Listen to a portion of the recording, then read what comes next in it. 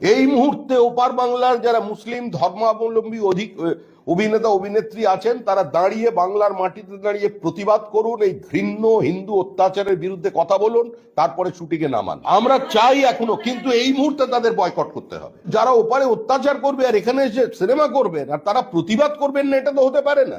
আমরা কারোর অভিনয় সত্তাকে, আমরা কোনো শিল্পী সত্তাকে, কোনো প্রতিভাকে, আমরা কোনো ধর্মের মোড়কে, উপাসনা পদ্ধতির মোড়কে আমরা রাঙিয়ে দিতে চাই না বা তাদের বিচ্ছিন্ন করে দিতে চাই না। আমরা চাই এখনো, কিন্তু এই মুহূর্তে তাদের বয়কট করতে হবে। এই মুহূর্তে ওপার বাংলার যারা মুসলিম ধর্মাবলম্বী অভিনেতা অভিনেত্রী আছেন তারা দাঁড়িয়ে বাংলার মাটিতে দাঁড়িয়ে প্রতিবাদ করুন, এই ঘৃণ্য হিন্দু অত্যাচারের বিরুদ্ধে কথা বলুন, তারপরে শুটিংয়ে নামান। আমি একেও বলবো, অরূপ বিশ্বাস ওপার বাংলার মানুষ, প্রায় টলিউড চার পুরো নিয়ন্ত্রণে, উনি বিষয়টা দেখুন। শুধু খেলাধুলো দেখলে হবে না, এটা কোনো দেখতে হবে।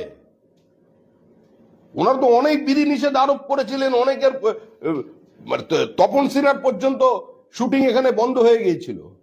কিন্তু যারা ওপারে অত্যাচার করবে আর এখানে এসে সিনেমা করবেন আর তারা প্রতিবাদ করবেন না, এটা তো হতে পারে না। আমি তো নাম করে বলছি, গৌতম ঘোষের প্রতিবাদ কোথায় গেল?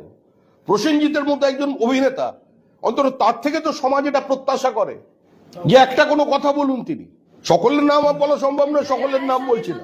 না, কলকাতায় কেন থাকবেন না? উনি অভিনয় করতে এসছেন, কলকাতায় কেন থাকবেন না? কিন্তু উনি প্রতিবাদ করুন। জয়া হাসানের দর্শক তো হিন্দুরাও আছে ওপার বাংলার। উনি যদি জয়া হাসান না হয়ে জয়া ভাদুড়ি হতেন তাহলে একটা প্রশ্ন ছিল, কিন্তু উনি জয়া হাসান, ওনাকে প্রতিবাদ করতে হবে। ওনার ছবি হিন্দুরা দেখছে, ওনার ছবি মুসলমানেরা দেখছে।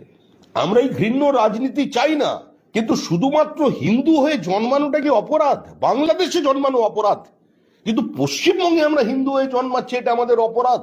আজকে তৃণমূল এটা প্রতিষ্ঠা করছে, এটা তৃণমূলের প্রতিষ্ঠা না ববি হাকিমের ব্যক্তিগত উদ্যোগ, সেটা মুখ্যমন্ত্রীর কাছে জবাব চাই আমরা। এটা তো মুখ্যমন্ত্রীকে অ্যাড্রেস করা উচিত এই ইস্যুকে। একটা পুরো জনসমাজকে 33% বলে সরাসরি একজন ক্যাবিনেট মন্ত্রী ভাগ করে দিচ্ছেন, আর মুখ্যমন্ত্রী এর সম্পর্কে কোনো কথা বলবেন না, নীরব থাকবেন। তাহলে এটাকে আমরা ধরে নেবো ফিরহাদ হাকিমের স্টেটমেন্ট নয়, এটা তৃণমূলের স্টেটমেন্ট।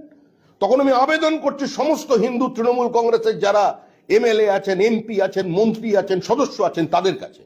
আমার খুব ভালো লাগলো সেদিন একটা সংবাদপত্রে দেখলাম, ইস্ট বেঙ্গল গ্যালারিতে একটা ব্যানার আমার চোখে পড়লো, ভালো লেগেছেন, প্রতিবাদ করেছেন শুদ্ধ ভাষায়, অত্যন্ত সচেতন ভাবে, রুচিশীল একটা প্রতিবাদ হয়েছে, যেটা খেলার মাঠে রাজনীতি ঢুকিয়ে দিয়েছে। ইস্ট বেঙ্গলের ক্যাচলাইন কি?